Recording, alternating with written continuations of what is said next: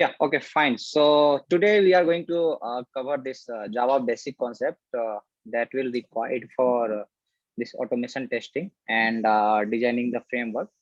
So let me share my screen first, and then we can go like one by one what all the concept we have. So if I talk about this Java, we have like in every interview also, and in our project as well. So there are few concepts like the Java OOPS concept, that is object oriented programming system, right?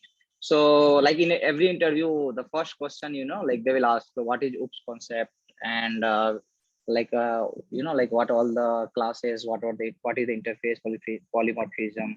So I will just go one by one, like exactly what is the OOPS concept, and that will help to like in our Selenium project as well. So like basically these four this inheritance, polymorphism, abstraction, and encapsulation. These are the like these four very important OOPS concept, and that is very useful in our framework designing as well. So I will go one by one, and then like we'll see like how we can implement the same concept in our framework level. So if I talk about this this inheritance, so inheritance is basically like inherit the property of the parent. So if I talk about this Java, let's see first, let me start with any class. So here I have just created a Java project, and this is my main method. So if I talk about this main method always this is the way we write our main method, like public static void main, and here we are passing this string array. So why this is public and this is static? Like sometimes the interviewer can ask this question as well, like why main method is always static. So this static keyword, what is the reason behind about this main method? So once you declare any method or any variable with the name of static, so that time you can directly access that particular method or variable without creating the object of class. Now what is the like object of class? So let's see, we have another class here called class student. Okay, and here we have two method inside it, sorry, one method called set name and one method called get name. So if I want to access this two method from another class, so the first thing what you have to do, you have to create the object of this particular class student, and using that particular reference you can access all variable present inside this particular class. So let's see, I want to access this set name and get name, and this is my main method, right? So here what I have done, I have first I have created the object of this student class. So let me correct, this is student, and here also we are creating a student and a student. Okay, fine. So we used to create the object? So first things what you have to do, you have to use this new keyword, new student, new student, and basically this student is this is the class name, right? So with the keyword new, you can create a object of this particular class, and then we are passing the reference of the same class. So how we are passing the reference? So again we have to write this class name, and here you have to use any variable. Let's say I'm writing s, or let's say I'm writing a, anything you can write. Okay, so I'm declaring with s and equal to new student. So what I have done here, I have created the object of this student, and I'm passing, giving the reference the same class here. So with the help of this variable s, what I can do, I can access all method present here inside this student. So now with the help of this s, what I have done here, you can see s dot, and you can see like what we have get name, we have set name as right. So the all method present here, we can access with the help of this s. So that's how we create the object of any class, and we can access the present variable and method here.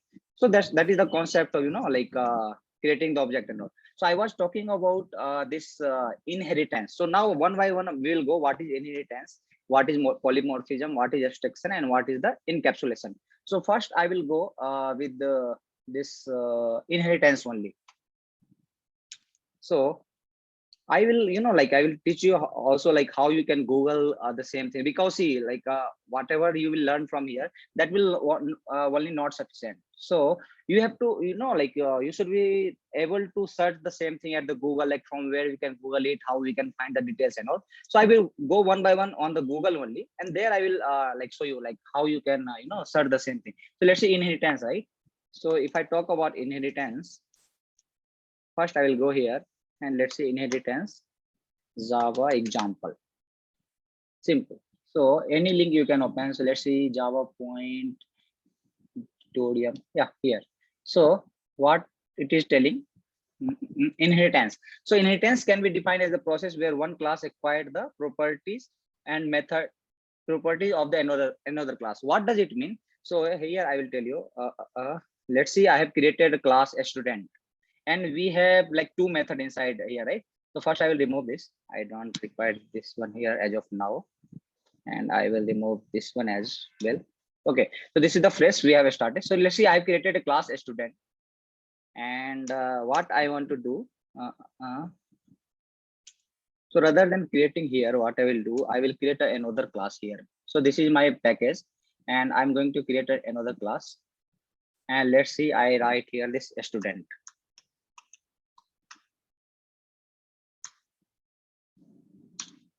So this is a class which I have created now, and I'm giving two method here. So let's see, void or public, we can write public void set name.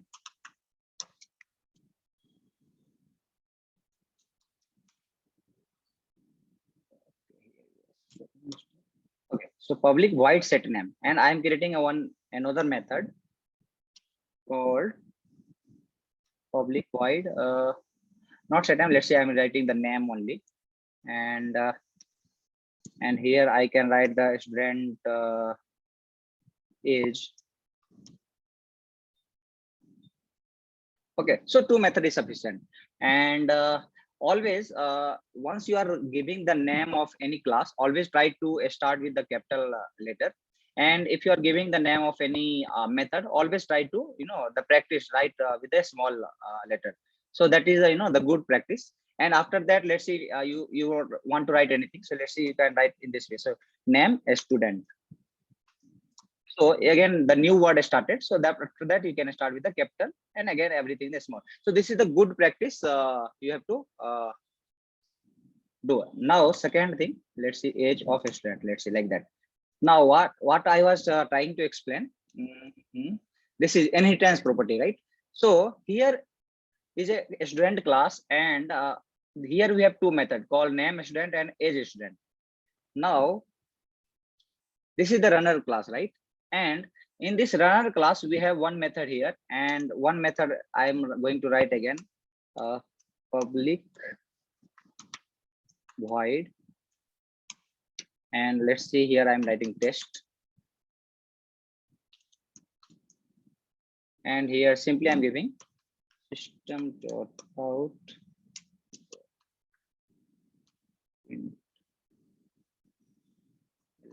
and here I'm just giving anything. Let's see, welcome. Okay, so what I've done, I have one class here called runner, and I have another class called a student. So if I want to access all method present into a student, what I have to do? First, I need to create the object of that student, and after that I can access, right? That is a one way. So how I will do? Let's see, this is a void test. Okay, here I want access. So let's see, a student s equal to new.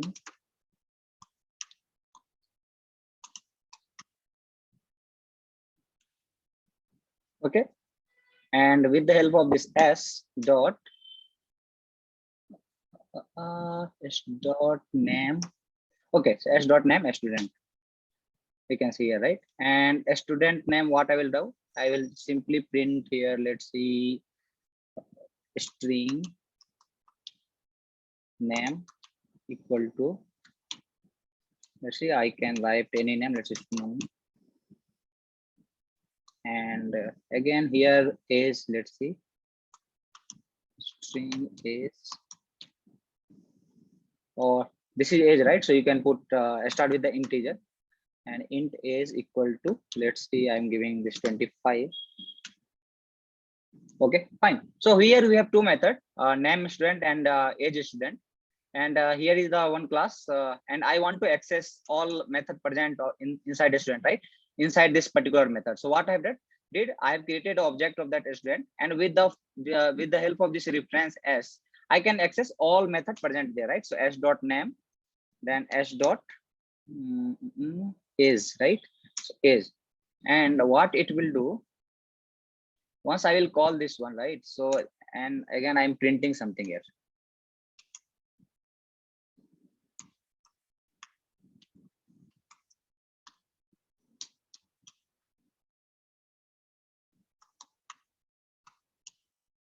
And this name I want to print here. And same thing I'm copying here, and I'm printing the age. So here what I will do, sorry.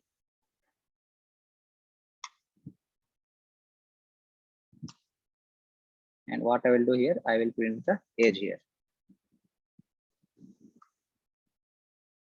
Okay. And once what I did here, I call these two methods, right? Name student and age student inside this main method. So once I will run this code, what it will do, it should print both one, right? So you can see name printed Sumant and age also printed 25. Okay, so this is one way. Now if I talk about this inheritance, so inheritance means whatever the method or variable present inside one class, and I want to access all all property inside another class. So that is the with the help of this inheritance, we can inherit all property of their parent class. So how we can do that one? So simply what you have to do, you don't have to create any object. I'll just comment this one. And what I will do, this runner class, here you have to use the extend property. So extend,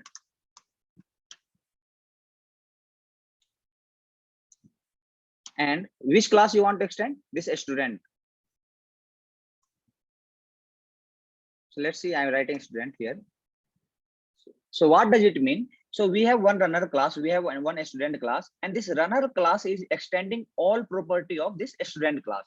This means whatever the method or whatever the variable present here, it will come automatic inside this runner class also. So inside runner class, we have only already this test class, sorry, test method. And with that, we will have access of this two method as well. So here, what you have to do, now you don't have to create any object of this student. You can directly access this method here. So let's see, one second, name student, change name student. Okay, again another question here, why it is asking to make this? Initially this was not static, right? As you can see, this age student, this is not static, right? If you want to access that particular method here, so you can see this some error is coming, right? And once you will move to the cursor here, it is saying change age student to static. What does it mean? It means this main method is static, right? Here this is a main method and this is a static. So once I will go to concept of what is static and all, that time I will explain you. Once if you have declare any method as a static, and if you want to call any another method, that method should be also a static only. Means a static method can't access the non-static value. So that's why this name student, previously it was non-static here. Once if I, let's see, if we remove this static word here, it will start throwing the error, right? And what is it is telling, cannot make a static reference to the non-static method. That means this name student is, as of now, it is non-static here, and this main method is a static. So from the static method, you can't access the non-static variable, right? So that's why you have to change this this name student also as a static. So you can directly mouse over here and it will show you, okay, change the name student to static. So once you will do it, after that this error will be gone. Okay, what happened? Yeah, okay. And now if you execute again, you can see the name and age will be printed here. You can see, right, this name and age printed. So this is the another way to access all method present inside another class, and this is called inheritance. What it did, you have to just use this extend property, and it will extend with the another class. And what it will do, it will inherit all variable, all method inside this runner class. So this is called inheritance. Now second way, sorry, second thing, what is this? Second is the polymorphism. So inheritance means inheriting property of the superclass property. That means, so here which one class will be superclass? So this student will be called as a superclass, and this runner will be called as a child class, because we are extending this student, right? So a student will be directly come as a parent, and this runner will come as a child, right? So as a natural also, right? So sometimes we say na, like the child have all property of the parents. So in the same way we can do in the Java here. Now second thing, we have this polymorphism. So polymorphism, like what does it mean? Polymorphism is like doing same thing in different way. That is polymorphism, right?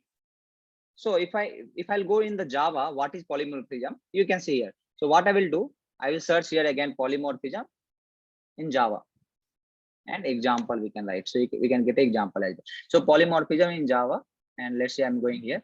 So what is it is saying? So polymorphism in Java is a concept by which we can perform a single action in different way. That's what I told, right? So the same action you can do in the different way. That is called the polymorphism. So again, in the polymorphism, we have two things. One is method overriding and one is method overloading. Okay. So here, if you'll go, you can see where is overriding, overloading. Okay, I will search again. Overloading and overriding in Java. So these are the example of polymorphism.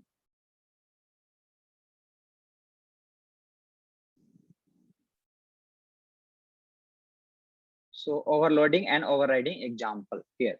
So if I go one by one, what does it mean?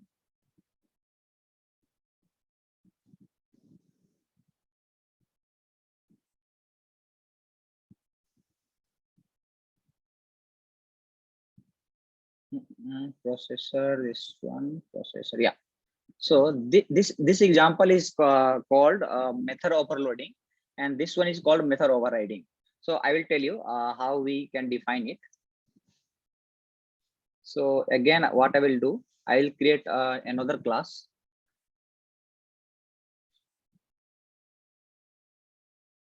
And here I will write polymorphism.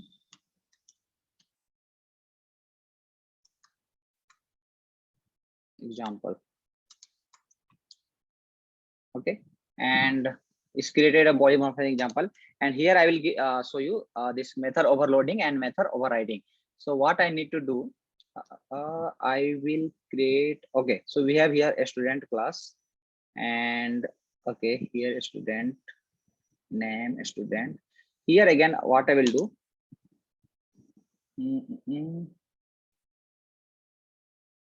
okay, so I am going to create another method called set name, public static void. And here what I will do, I will write this set name, set name. Okay. And here what I will do, I will pass a parameter, a string, or set value, let's say set value, and a string. Here I am passing name. So once I will call this particular method, it will expect this parameter as a string. So I need to pass a parameter, and there should be a string. Again, I'm going to create another method, and here again I'm writing set value only. But here I'm giving two parameters. Let's say a string name and a string, not a string, int is. Okay. and I will change this value and public class. Here what I will do, I will write this string name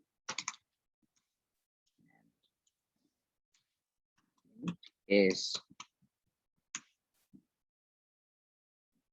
Okay, so what I have did, I have created a two variable, a string name and a string is, and I will use here. So name is, and again what I have to do, yes, so string name and name equal to name. Now again another concept here. So here I have initialized one variable called name, and you can see here is another name. So in this case Java will confuse, okay, which name I need to use it. So here what you have to do, here you have to use one concept called this dot name, and what is showing cannot use in this static content. Okay, so here also you have to use this string static.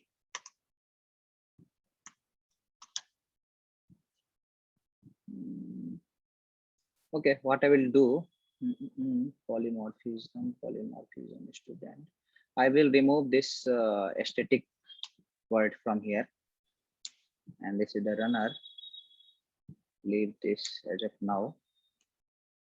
Okay, so now no method is static as of now, and here you can see this dot name equal to name. So what does it mean? This name means this means it will reference the particular class. So inside this class, which is the variable called name here, right? So this name have the value of this name. Getting confused, right? So this name equal to, I will tell you, once I am writing this name, so it will reference of this name. Okay, a static string name, right? So here I am going to assign a value. Which one? So this name equal to whatever coming into the parameter. So let's say while I will call this set value, and there I'm passing any value, right? Let's say Sumant here. So it will assign to particular this name. That means inside this variable, it will assign the value. So that's why I'm using this. Otherwise, you can do one more thing. If you don't want to use this particular this keyword, what you do, you have to just remove this. And here you have to write another variable. Let's say name one. Name one. So whatever the value will come inside name one, it will assign inside name. But if you are giving the same variable name here, so that time you have to use this keyword. So this is the difference. Okay, so here what I'm doing, I'm just using this same name, and here I will do the difference one. So again, this dot name equal to name, and again I will remove this static. It's not required as of now. And integer, I'm int age, right? So I'm writing, so let's say age 1, and here I'm directly write age equal to age 1. So what I did, for one variable I am writing the same name. So here is also name, and here is also name, right? So that's why I have to use this this keyword this. And here for the age I am using the different variable name. So here is the age, here is the age 1. So whatever the value come inside this age 1, it will assign into this age. Okay, so this is the two method I have created inside a student. Now set name. Okay, and what I will do, okay, leave this one. And this is the polymorphism example I wanted, right? So this is also polymorphism example only. Why? Because here you can see the method name is set value, right? And here is also a method name is set value only. So once you will call this particular set value, which method will be executed, right? So that is the confusion. But this is called actually method overloading. Method overloading means same method you have overloaded in different way. So in the this is also set value, and this is also set value inside the student class. And in the first method, what you are giving, you are passing only one parameter, and inside another method, you are passing two parameters. So while you will call this particular method, so with the help of number of parameter, it will call it accordingly. So what I will do, so polymorphism, and what I'm going to do again, I'm going to extends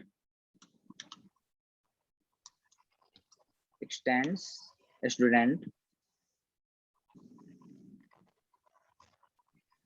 student I will extend. So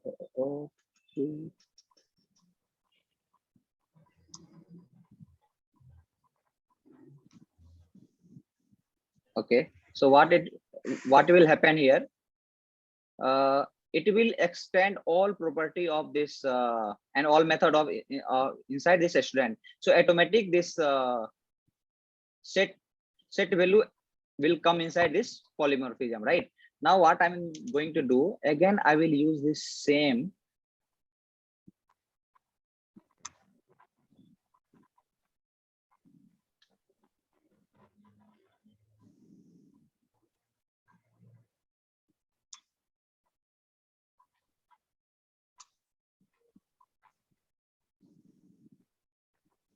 will remove this, will show you later. So what I have done here, and again, what is the issue it is showing?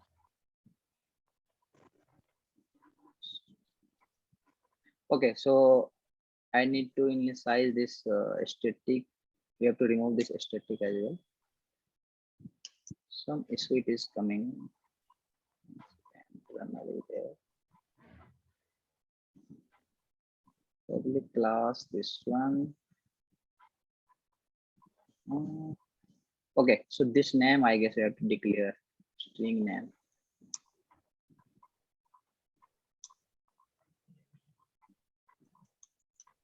Okay, if I'll comment this. Okay, so because of this string, it was not available, right? So that's why it was showing error. So I have to remove the put this string name here again. So I will explain you one by one what I was trying to show you. Student. So here, if I will call this set value, what it will do from runner class. Let's see. Okay, there is one test class also, right? So what I will do, I will create an object of this student.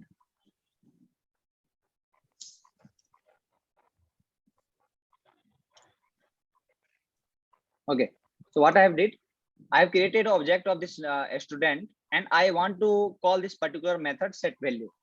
So let's see, Control C, and here what I will do, I will write the system.out.println and name,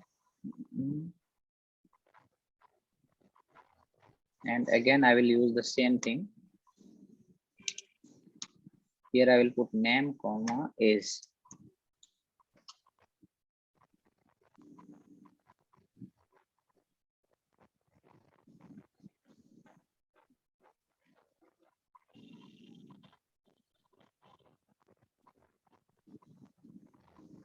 Okay, so not like this. So I have put this name first, and again I will separately print is also.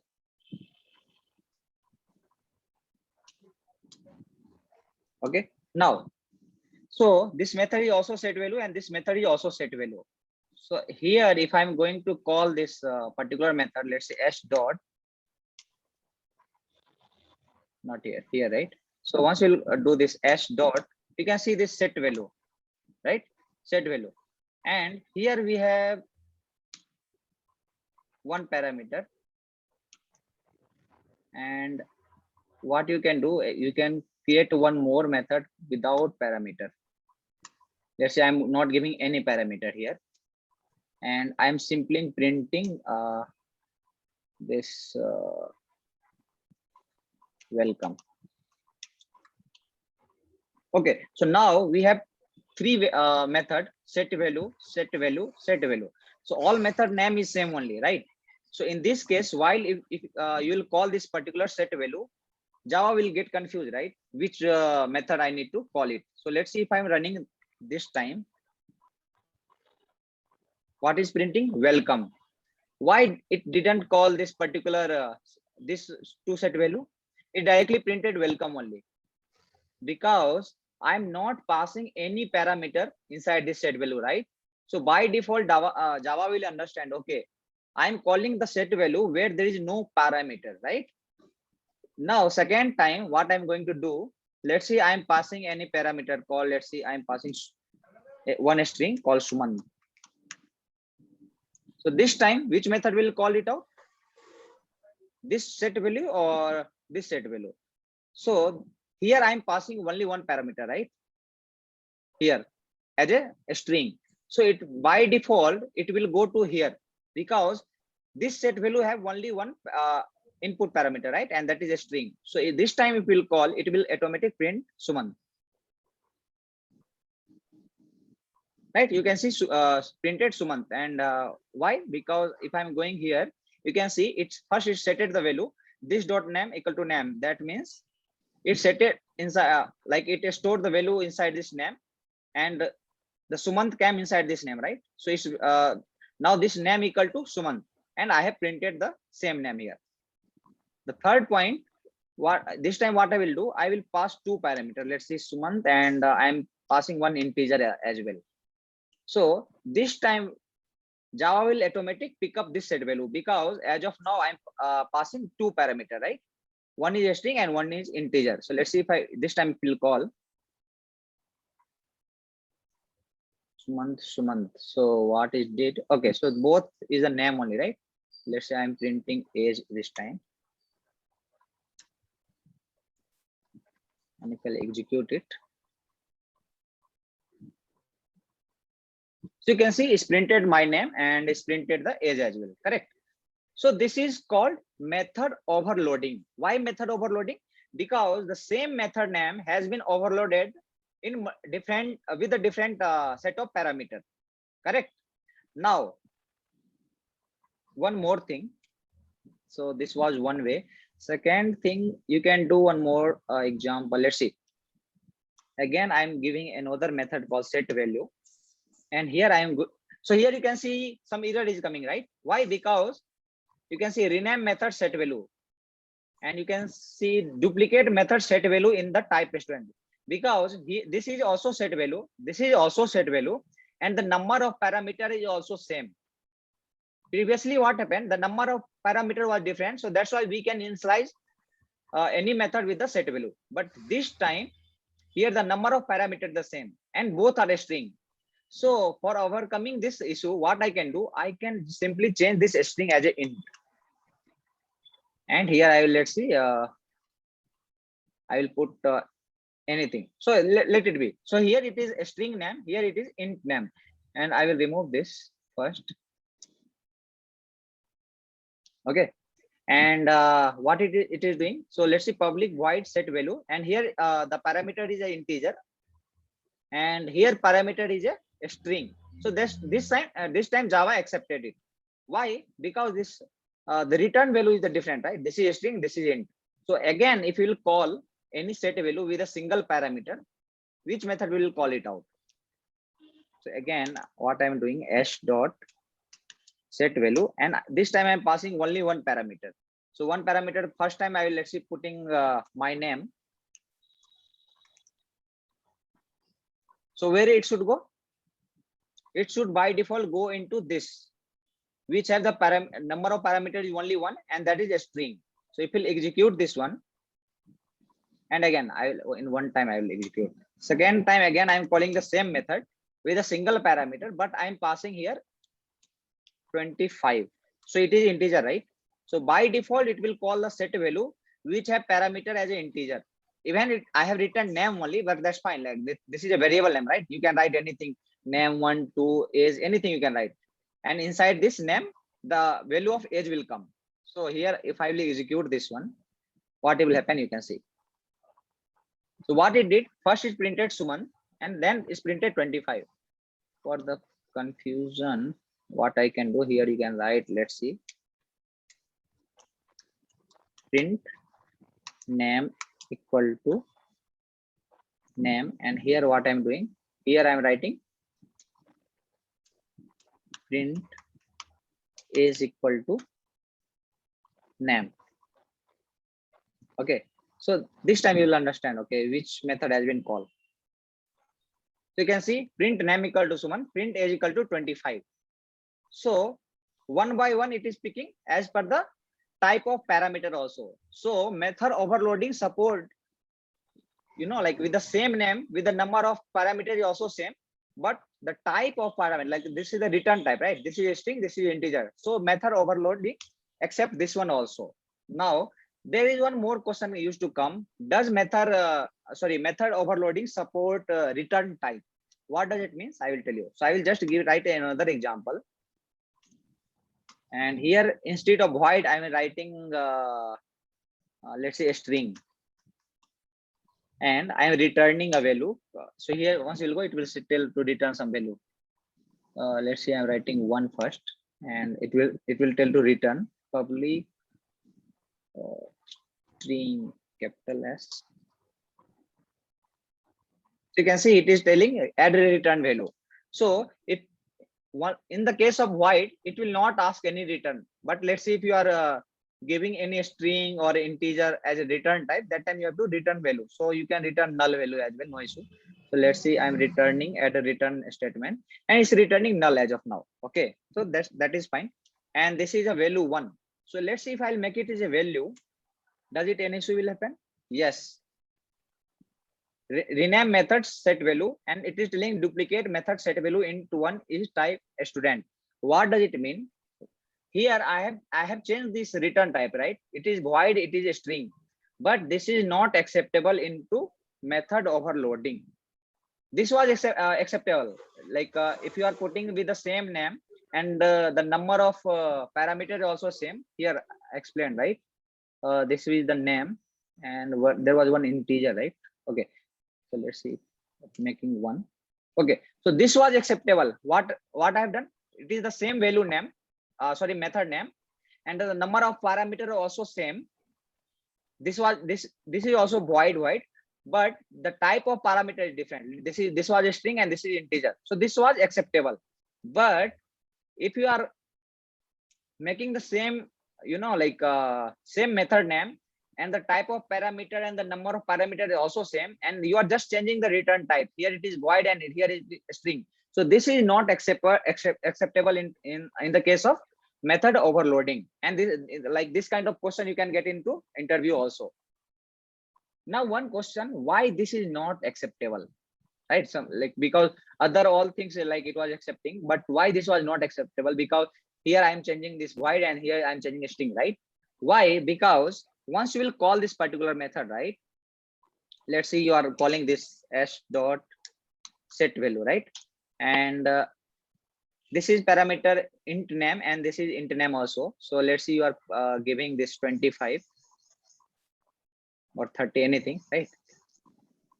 So what will happen? Here is also parameter and it is integer. Here is also parameter, it is integer. So Java will confuse, okay, which method I need to call, because once you are calling this set value with the integer, like parameter as an integer, and once it will go and check one by one. So in the both method, this parameter is an integer, right? Int.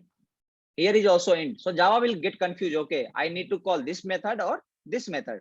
In other case, it was like clearly defined. Okay, if I'm calling set value with a string, means Java will go and try to find a set value name which have parameter as a string, and by default it will call this particular method. But in this case, Java will confuse because both parameter name is a integer only, right? And we are passing parameter as a integer 30. So that's why Java will confuse, and that's why this is not acceptable.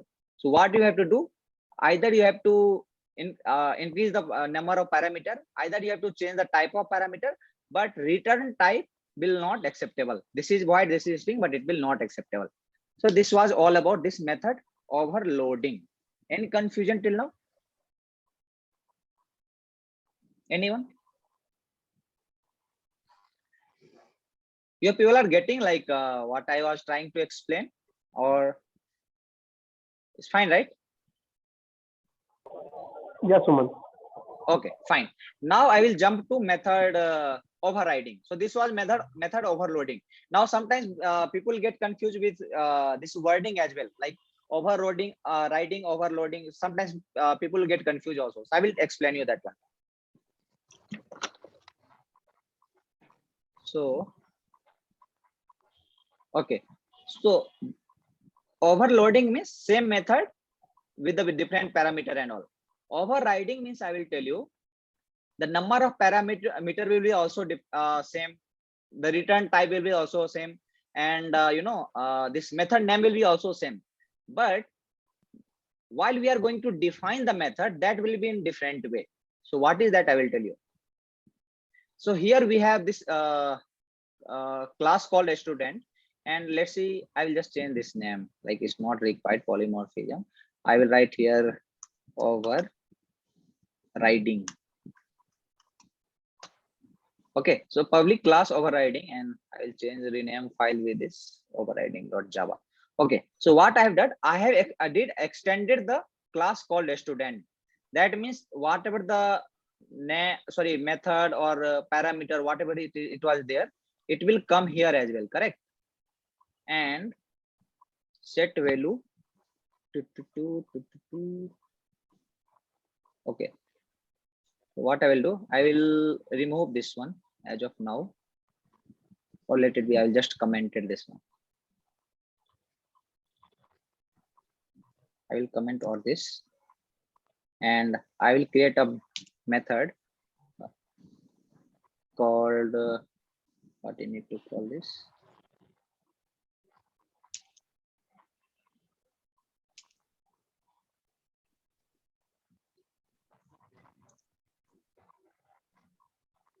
Okay, fine.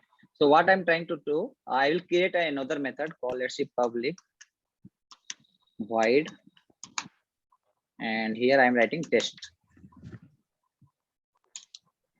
Okay, public void test, and here simply I'm printing something.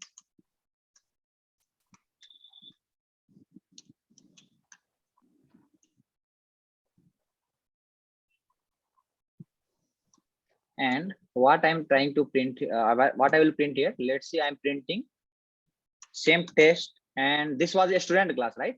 So test of a student, like that I printed. Now once I'm going to this overriding class, and I have extended this student, right? So by default this student will come here also, right? Sorry, this test will come inside this one also. I will show you how you can verify that one. So what I have did,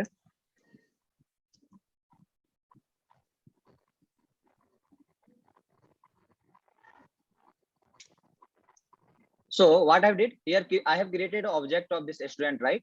And once we'll do this s dot, you can say see this test here. Yes, you can see, right? Test. And if you'll test, what is showing, create method test in type student. Okay, public void test is there, right? And student s.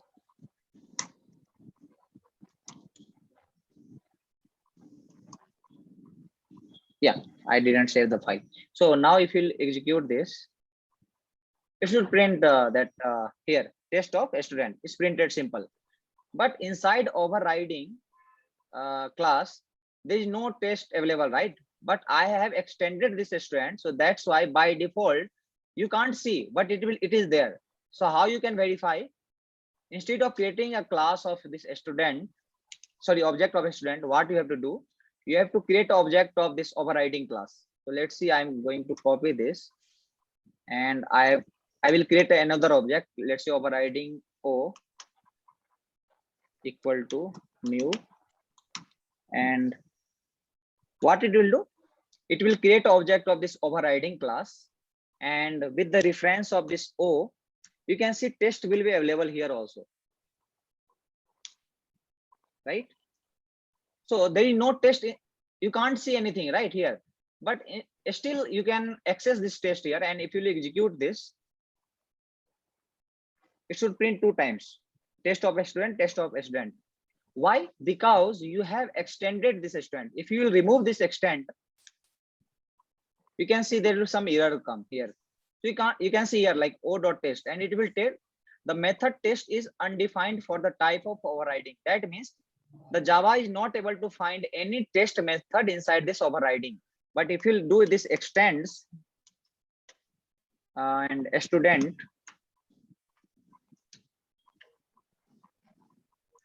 so this time what it will do, it will extend all property of a student, and that's why Java is able to find the test inside this override method as well.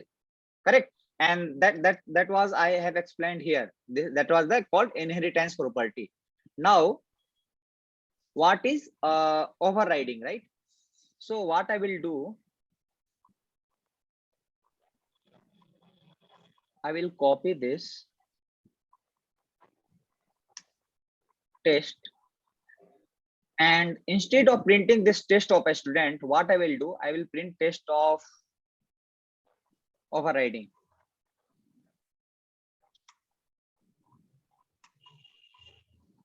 Okay. So this time what will happen?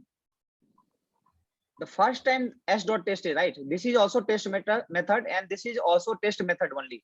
But the first time it will go here and it will print to this test student, and the second time it will go inside this overriding and it will print this system.out. So let's see. Let me run this and then I will explain you.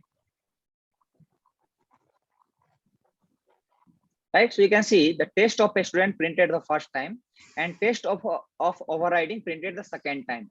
That means this test method has been overridden inside this class and we have modified, right? And we have written something else, right? So that is the, you know, the property of this overriding. So once you are going to override anything, the method name will be same. This return type will be also same. The number of parameter will be also same. The only difference will be you can, like whatever the definition, right, inside this bracket, whatever things you are going to do, that is the different, right? So you have defining the same method in different way. Now, one more thing you can do. Again, I am creating an object inside this overriding. What I will do, I will create this new overriding. So it will create object of this overriding. And now I'm giving the reference of a student only.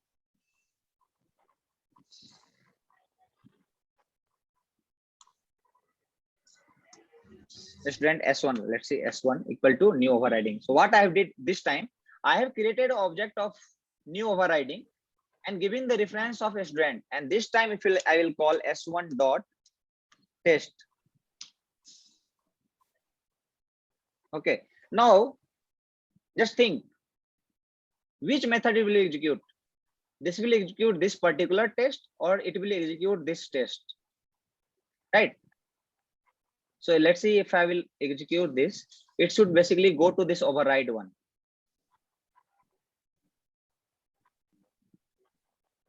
So you can see it's printed 3 times and the third method, whatever runner, right here. So this third test has been called to the override, run as Java application. Yeah, so this one. So this test of override. So this is coming from here. So what I have did here, I have created the object of override only, but I am giving this reference of S1. That means this is called runtime polymorphism also. So during the compile time, what it will do, it will see, okay, student S1 is the reference and it has created a new overriding and S1 dot test. So during the compile time, what Java will do, Java will check, okay, this test has been available inside a student or not. So Java will find, okay, the test is there. But during runtime, it will see, okay, the object has been created of overriding class. And that's why during runtime, it will print the test of this one, like overriding. So you can see during compile time where it is going. So if we'll go here and go to open implementation. 1 second. So you can see it came inside this student only. But during runtime, it is not printing this student, right? Let's say I will remove this per one.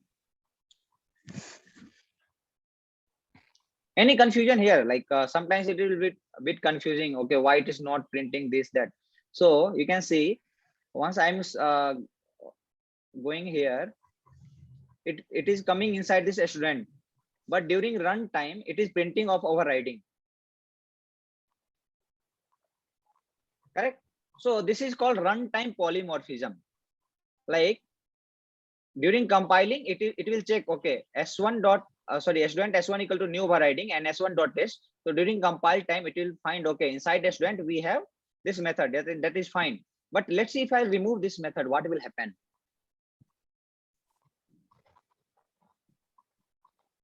You can see there is one error coming, right? So what happening? You can see this error. Why? Because this Java, during the compile time, Java will see, okay, reference is a student. So this test must be available inside this student. But I have removed a student from here, right? So that's why, anyhow, during runtime, it will go here only. But during compile time, Java should see, okay, test is available here or not. So Java can't find that particular test inside this student class. And that's why we can see this particular error. So make sure this test should be available.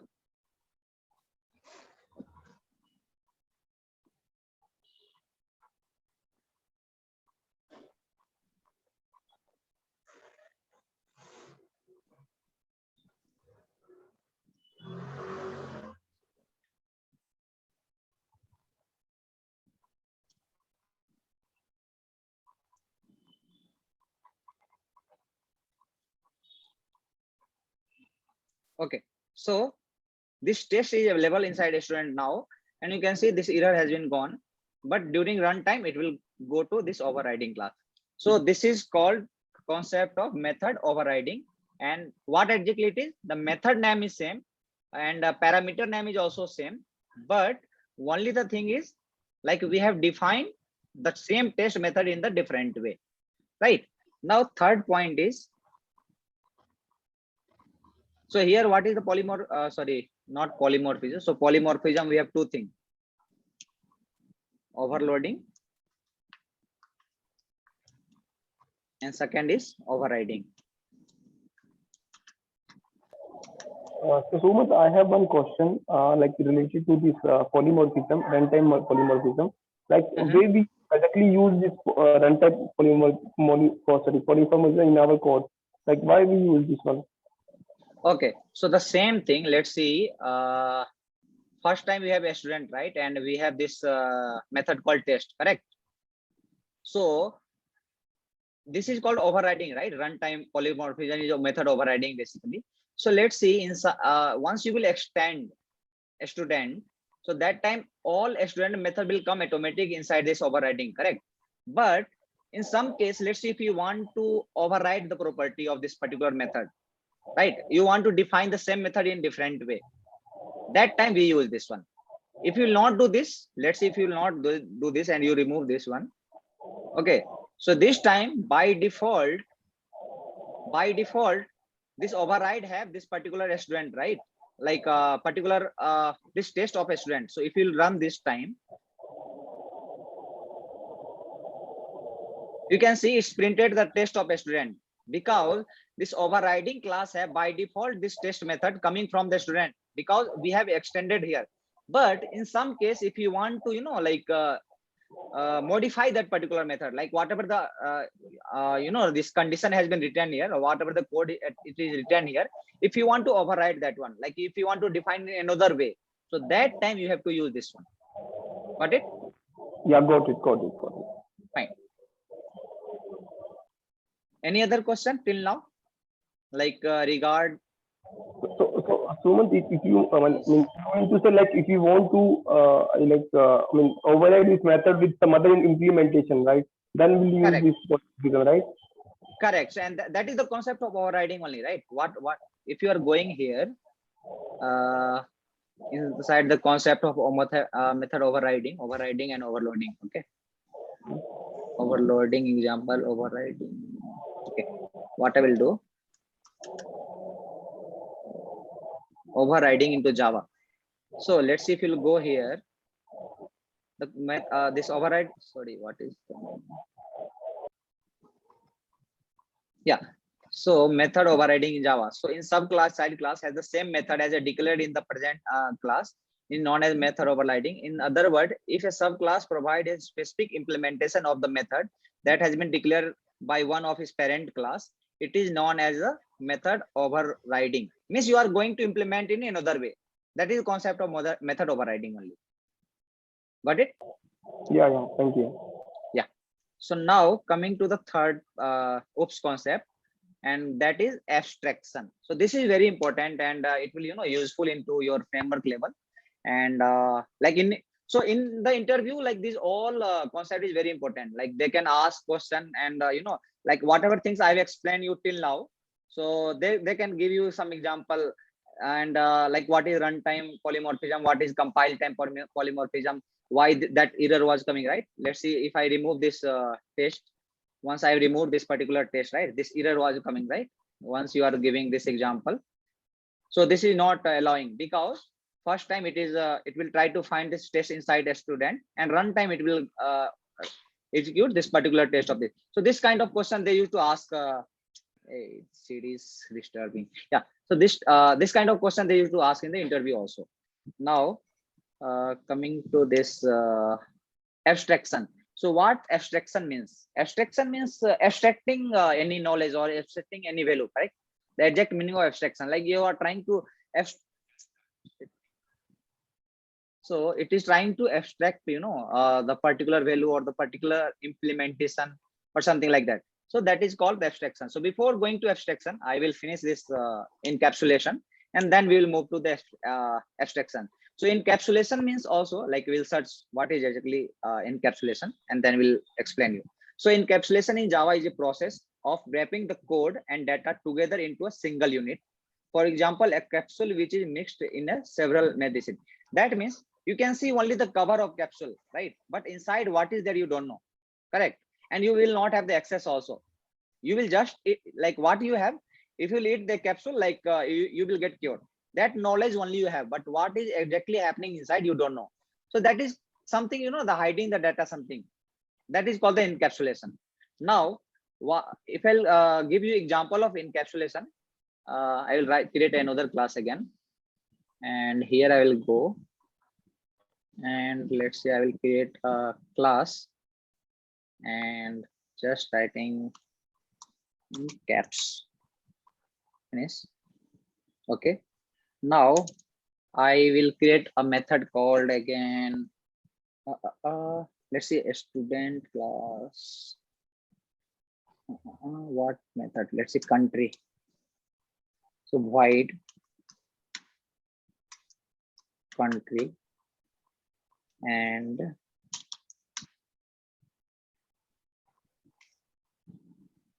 void country name, and let's see you are getting void, and here again I will write void set, and what you are going to define here. Okay, so let's see, I am defining a variable called private string, and here if I will write this country name or only name.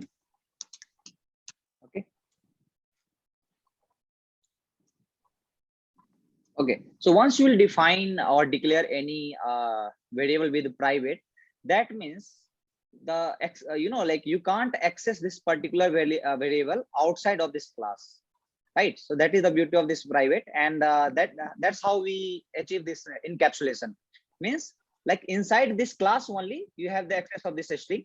If you want to access outside of like from this class, you are not able to access this one. Okay, so that is the use of this private. Now I have created a method called set country name, and here I am just giving a parameter called name again. So this name and this name is the same, right? Variable name. So again you have to use this word, this dot name equal to name.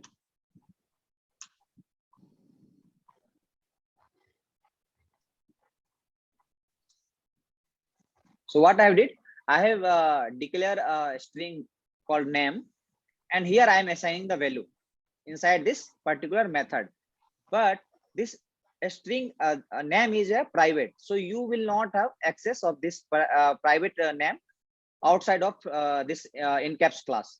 So but if you want to access, so what is the process? So for that, what you have to do, you have to create another method called, let's say void or not void. Let's see, I will make a string and get country name.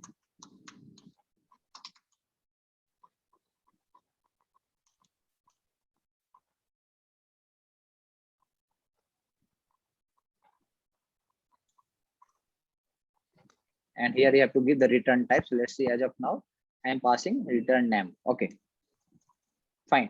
Now, what I have to do, let's say I'm going to runner class and I will comment again this too.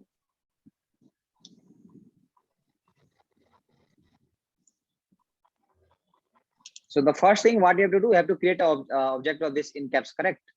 So in caps, I've created here in caps equal to new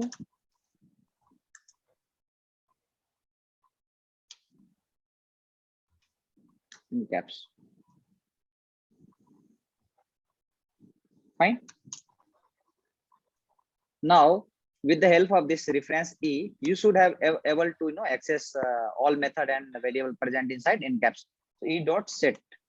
So set country name, and here you have to do a string. Oh, okay, I will directly pass name. Let's see, India.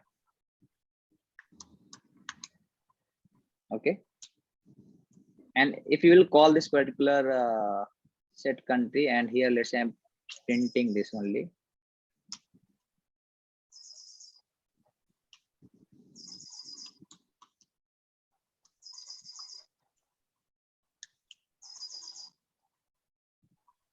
And I will print the same name here. Okay, and just give execution. So you can see India has been printed. So what I did, I just call a method and I pass a parameter called India, and India came inside this name, and this dot name equal to name means I have assigned India inside this particular variable name, and I have printed this name. Okay, so this printed India. Now, before proceeding, let's see, I will just comment this particular method. So now this inside this in caps class, I have a method called set country, and which can only set the value of this name, but you will not have access to this string, because let's see, if you'll go here and if you write this e dot name, what is the variable name, e dot okay, name only, right? Let's say I want to access from here. What will happen, I will see e dot name. You can see name is not visible. Why? Change visible name is to package create change visibility of name to the package. Yeah, so what does it mean? So as of now, this name is private, correct? That means it have the access of inside this class only, and that's why I'm not able to access from this runner class. But let's see, I need that one. Then how you will do, you have to create this. There is one method called, let's say, getter method, and there you have to return this particular name, and that's how you can get the access of this particular string. But so again, in the encapsulation, there are different way. So one is you have only setter method where you can just set the value. One will be only getter method. That time you can only get a method, but you can't set. And one class like which have both getter and setter. So let's see, I am removing this uncomment part. So here we have setter method and getter method also. So now you can do let's see, system dot out dot print.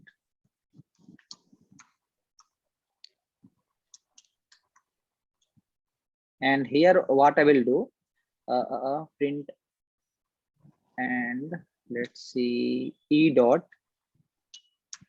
get. So you, okay, what is this? Create name, get country name, type as the name is undefined. Okay, let me see. Just here, but what is this? Okay, I didn't say that. Okay, so now if you execute this one, what will happen? Let's see. So India, okay, print ln I have not used, print ln, and here also you have to use this print ln, then it will print into next line.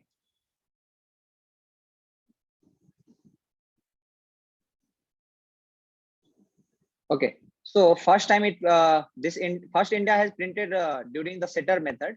So once you are going here, you can see there is one print ln here, and the second India has printed from this getter method. So get country name, and through get country name it is returning the name, so it will return this name value. So you can't access directly with this particular name because this is a private, but with the help of this getter method you can have access. So this is another way. So the first way was you can only set, but there is no getter method. This is the both, like setter and getter is both. And the third is, let's see, if you commented this particular method, and here we have only getter method and a string name equal to, I am printing, let's see, something, let's see, USA. Okay, so this time what will happen, there is no setter method available, but you can only get the access of get this particular name what you have printed, assigned, right? Private string name equal to USA. So you can access this particular string with the help of this getter country. Okay, so if you will execute this particular one, what will happen? You can see you can have access, but if you want to set any value, you can't set because there is no setter method available. So these three type of example in encapsulation. So any confusion till now inside encapsulation?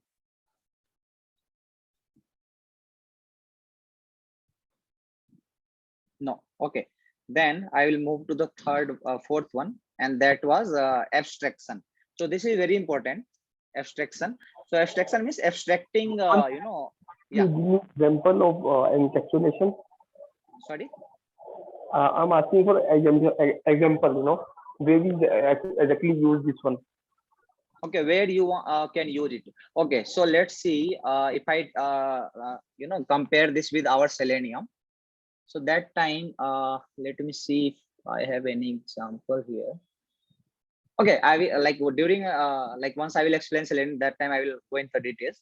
But let's see if you have initialized your driver. Okay, so let's see you have created a class called driver. Okay, class driver, and here you have like one private string, private okay, p is small, private web element, and private web element, sorry, private driver is there, right? Web driver. So private web driver, driver. Okay, and what you have done in the setter method. So this is the setter method, right? So let's see this again. You have to use this one, set driver, public void set driver, and again you have to use another called get driver.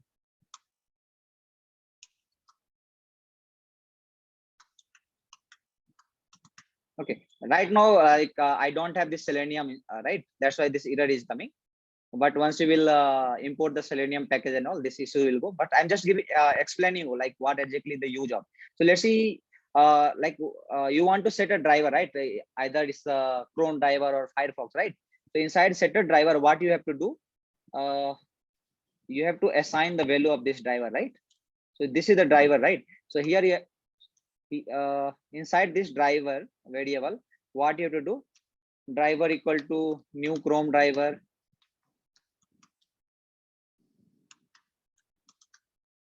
Okay, so now you have assigned this Chrome driver inside this driver, right? But this web driver is a private. So throughout your project, you will not have directly access to this particular web driver. Okay, but if you want to get the access, that time you have to create another method called get driver, and you are returning here driver. So anywhere, like in your complete project, like from any class, what you have to do, either you have to extend this driver class and automatic this get driver will come, or you can create object with this driver, and with the help of that you can return this get driver and you can use into your project. So this is the use of this encapsulation. Got it? Yeah, yes, Subhan. Somehow I get it. Thank you. Yeah, so once we'll go like during this framework level, right? Once we'll design our framework work, that time we will get in the better way. But as of now, you just understand here what we have done. We have set the driver value here, but we don't have directly access to this particular driver. Why we are making this now? Because uh, uh, let's see, I am making this private as a public, okay, and this set driver also as a public. So that time what will happen, let's see, by mistake, if you are assigning this driver in like throughout your project in somewhere else, so that time this this property will be disturbed. So that side, this is the practice. You have to make it private, and this public void. So here again you have to make it private. That means you can set driver here only. After that you can't call this set driver throughout your project. So by default this driver will come Chrome driver only, and it can't be changed throughout in your project only. And once you want this instance of this driver, you can use this get driver and you can get the value. So this is the use. Got it? Yeah, yeah. Okay, thank you. Yeah. So this was the encapsulation. Now very important part is that abstraction. So abstraction means abstracting this implementation basically. So what exactly that? And for achieving this abstraction, you have to use this abstract class and interface. So there is two way to achieving this abstraction, but first we'll go what is exactly abstraction in Java.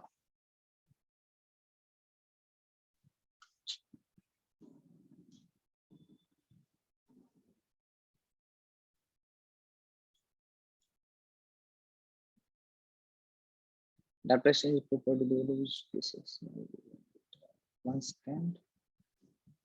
Abstraction.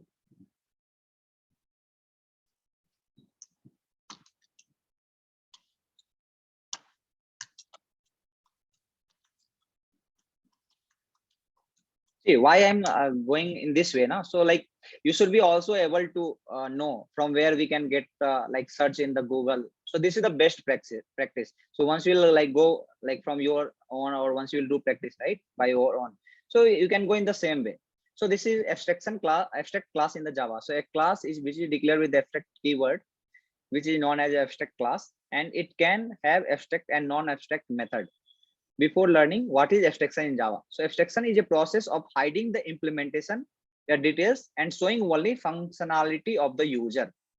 What does it mean? It means, let's see, if you are clicking, okay, not clicking, how I can give a good example. Okay, so once you will start bike, right? So what you have to do? You have to press the start button, and automatic bike will start, right?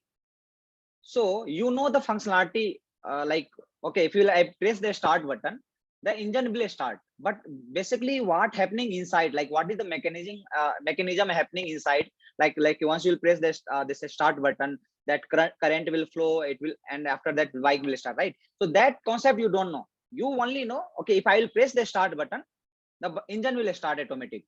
Correct? So that is something abstraction, means the functionality you only know, okay, this is the start button, the functionality is it will start the bike, but inside what is happening you don't know, like it is hiding the data, right? Like, so that is called the abstraction. So in the Java, if you want to achieve this, there is two way. One is with the abstraction, abstract class, and another is with the interface. So interface is 100% abstraction, and abstract class is a partial abstraction. So I will explain that one also. So let's see, I'm creating again another class, and here I am writing this class name as abstraction example, or abstraction, that is enough, abstraction. And this class I'm making as a abstract class. So public abstracts class. So this is the keyword to define abstract class. So you have to just use this abstract, and now this abstract this class is the abstract class. So as you see here, it can have two method, right? One is yeah, Here is abstract method and here is a non-abstract method. So this class can have both method, abstract method and non-abstract method. What is abstract method and what is non-abstract method, I will explain you. So let's see, I'm just writing a method called public void, and I'm writing this example.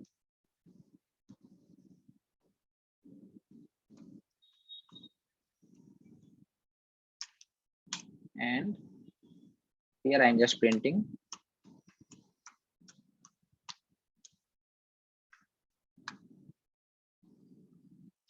println, and here I'm just writing we are in abstract class. Okay, so this is the normal method, like the way we have defined other method here, right? Let's see, public void test or anything, right? So this is the normal method that is called non-abstract method. And if I talk about the abstract method, so let's see, if you are writing this void, and here let's say I'm writing this start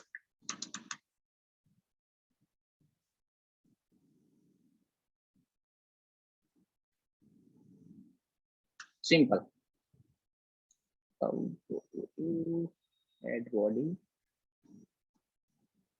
Okay, so here you have to define abstract.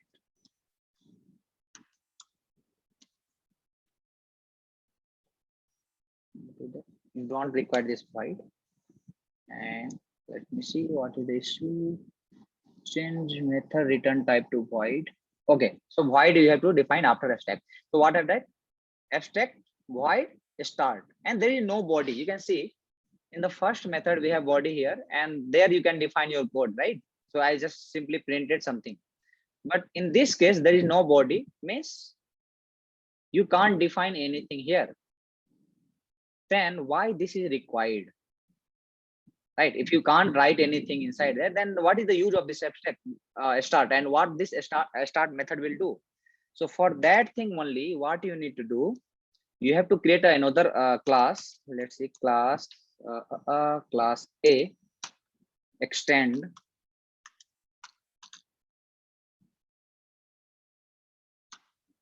abstraction.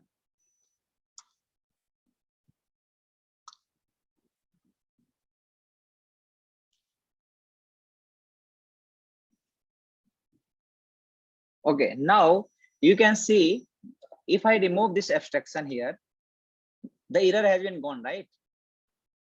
But if you remove this, and let's see, inside this abstraction class we have one abstract method, that and there is one error coming, and what is telling, add an unimplemented method. That means the type A must implement the inherited abstract method. That means, so whatever method present inside this particular class called abstraction, and if you are extending that particular class, so all undefined methods should be defined into another class, that is the child class. This is the parent class where we have one abstract method, and if you are extending into another class, you have to define this start, because there is no definition here, right? Because there is no body, so you have to define somewhere else, and where have to define here. So let's see, I'm going to add implementation.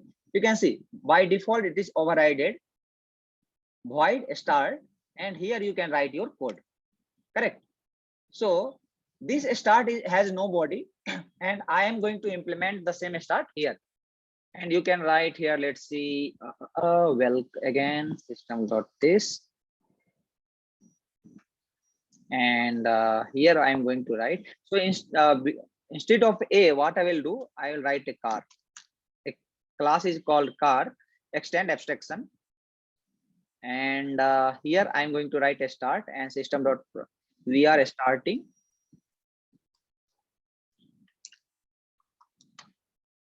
We are starting car. Okay, now I will create another class called bike. Okay, and remove this abstraction also, and here I will write function vehicle. That will be better examples. Vehicle and I will change this rename file. Okay, then you will relate more. So what is that? Here I have to remove this vehicle. I have to put abstraction. Okay, so there is one class called vehicle, and in that we have normal example called we are inside vehicle. I'll just write. Okay, so I simply write one non-abstract method and simply I printed something. Now there is one method called abstract void start. So vehicle, the main class is the vehicle class, and inside that we have a method called start. Now the car is also a vehicle, correct? And bike is also a vehicle. So the bike also I am going to extend the same property, extends vehicle here.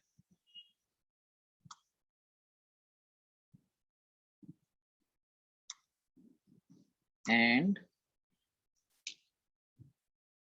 again, it will tell to implement the unimplemented method.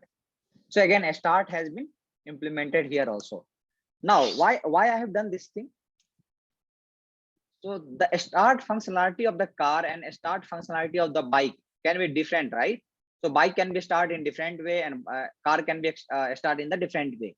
So that's why I have created a abstract method, and that can be used like in the multiple class, and we can define in separately. So car, I will write the definition of okay how the car will start, and here I will write the definition okay how the bike will start.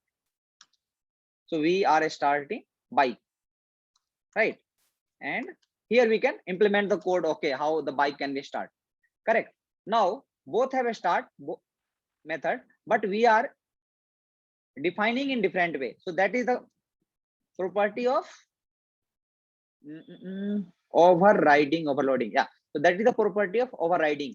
Means same method has been defined in different way. Someone asked like initially, right, what is the use of this one? So the start method is defining in different way. Like for the car we are defining some like in different way, and for the bike we are defining in different way. So that is called overriding. Now abstraction means here a start method had don't like this start method doesn't have any body, and we are defining somewhere else, right? So the which class will extend this particular vehicle, we have to implement this abstract class method there, correct? Any confusion here? Okay, now if you will this create the object of this car, okay, and if you will call this particular method, it will print this one. If you create the object of this bike, if you will call this method, it will print this one. So any confusion till now? Like what is abstract class, what is abstraction? No, fine. Now I'm going to define the this interface as well. So interface is also like used for this abstraction, and for that, that is the last example I'm going to do. So interface, and here I am writing this again called auto.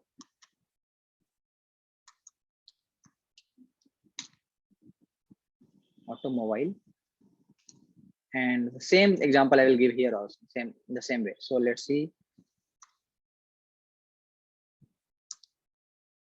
And again vehicle.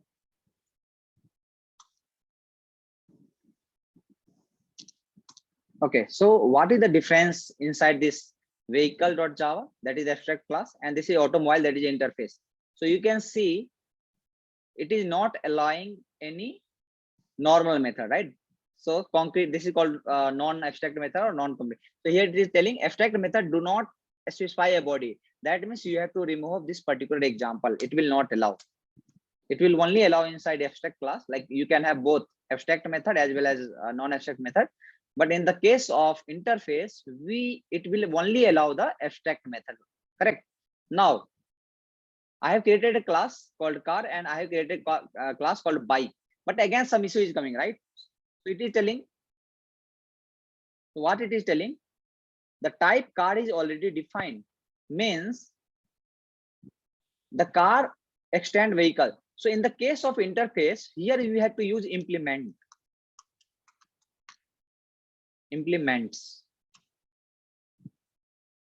Okay, and here it is automobile, right? So here we have to use automobile.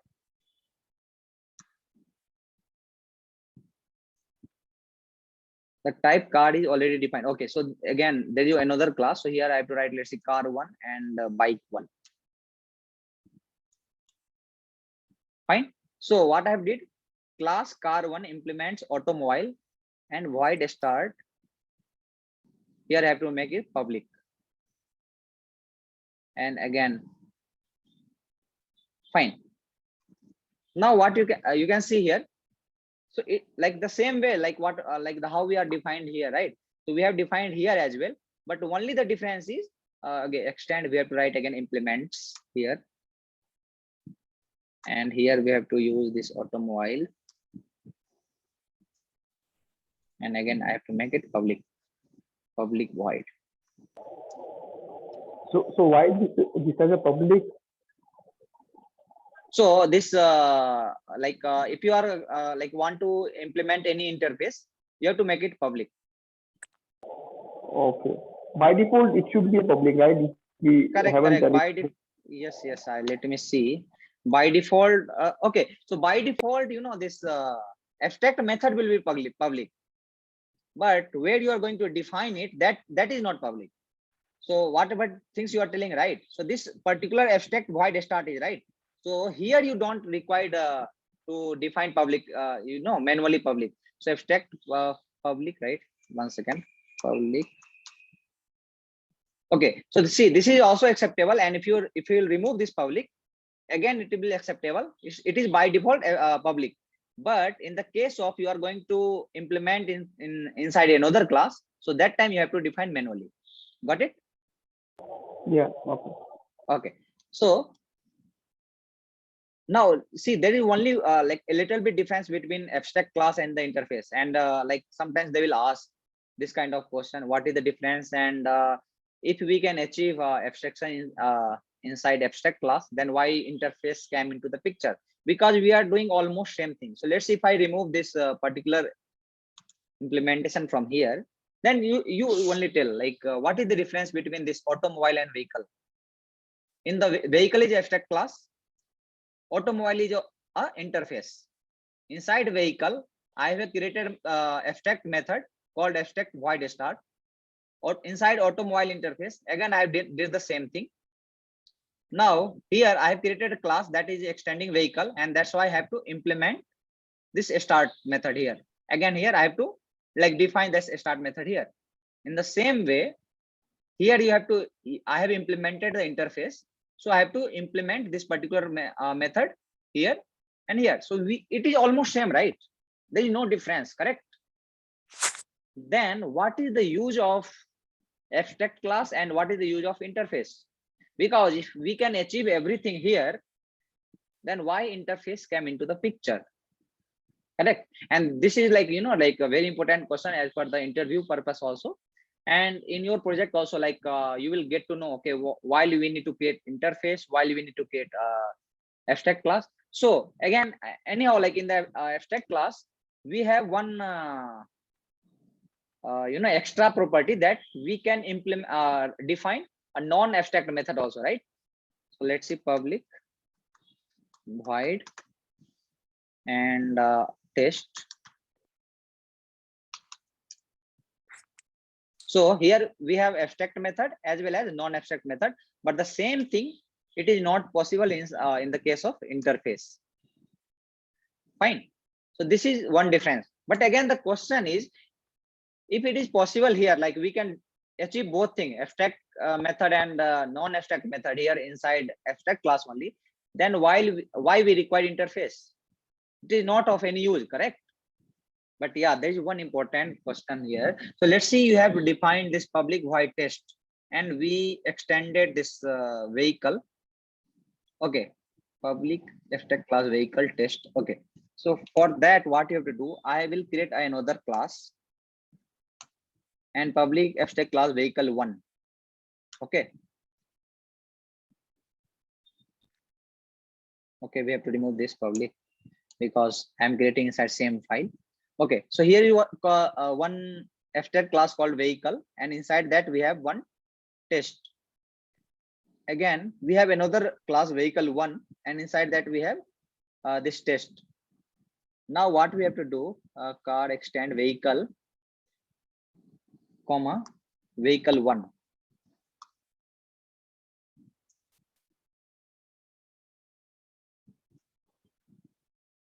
Is it possible? What is telling? Syntax error, insert class body, class body vehicle extend 1. Okay, so in the case of class, you can't extend multiple class actually. Okay, why? Because let's see if it is possible. Now, as of now, Java is not allowing, right? Like this car can't extend this vehicle and vehicle 1 both all together. Why? Because if you will extend this one, let's see if Java allow this one. So what will happen? This white text will come from here also. And here, let's say I'm printing something, let's say SOP vehicle. Okay, and same thing I'm printing here, and here I'm printing this vehicle 1. Okay, and if we have, you know, like if Java will allow to extend both class together at a time, then what will happen? This test will also come inside this car, and this test will also come, right? But the test has been defined in different way. Here I'm printing vehicle, and here I'm printing vehicle 1. Correct. So if we will call the test from somewhere else, then Java will confuse. Either I need to print this one, or either I will print this one, because the both test is inside this vehicle, correct? Because, sorry, inside this car, because I'm going to extend both class here. And that's why this is called multiple inheritance. Like we are going to inherit the property of vehicle and vehicle 1, right? So the multiple inheritance is not allowed in the case of class. But in the case of interface, it is allowed. That means if you are going to, let's see, this is an interface, right? And I'm creating another interface called automobile 1. And what is happening? Okay, automobile 1 is already a class. So let's see automobile, and here I will write something. Let's see A. Okay, I'm just giving example. So A is also there. What is there? Public we have to remove. Okay, so I have created interface A. Then again I have created interface called B.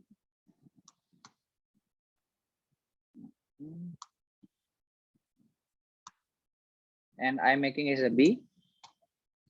Okay, so this interface automobile can extend both.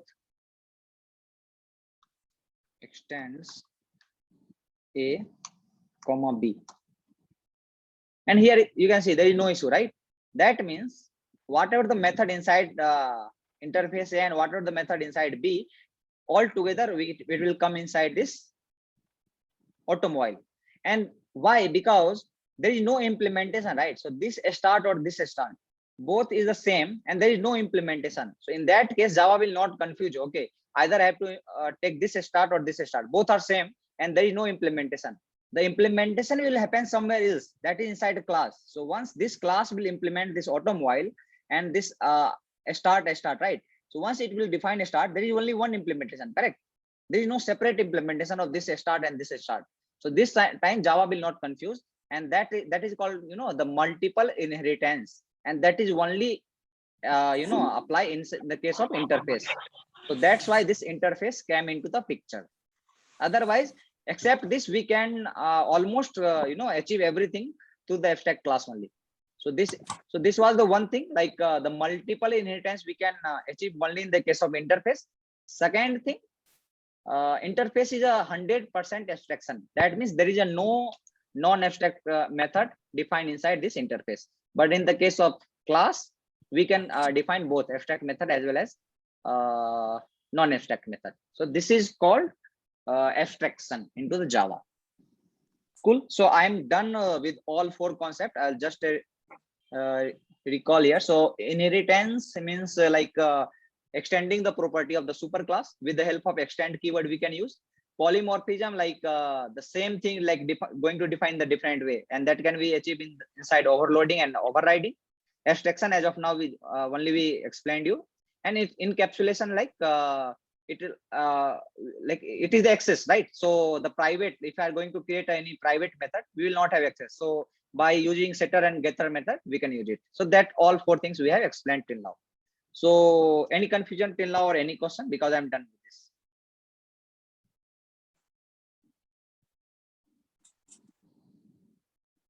One more thing, class. So a class can only extend another class and it can implement interface. So here you can see this class extend vehicle, right? So it is extending another class, and a class can implement interface. That example is here. So a class can implement automobile, that is interface, but a class cannot implement another class. So here, like sometimes the interviewer can ask questions. So what is the difference? Class extend another class and implements interface.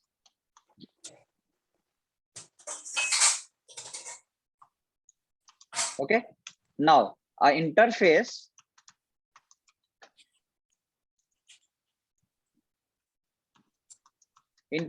can always extend another interface, but interface cannot implement another interface. Third is interface